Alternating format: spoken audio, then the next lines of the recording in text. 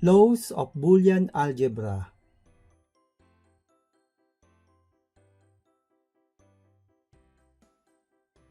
Boolean algebra, double negation.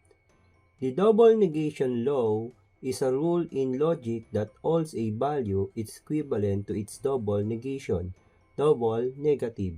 Examples: A double complement is equal to A.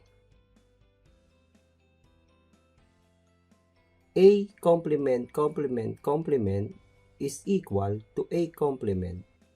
Cancel the double negation.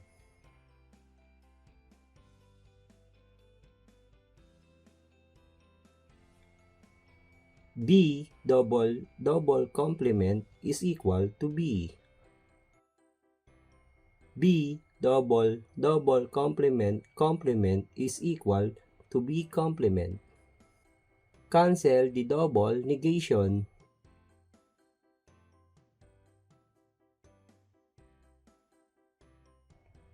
Thank you for watching.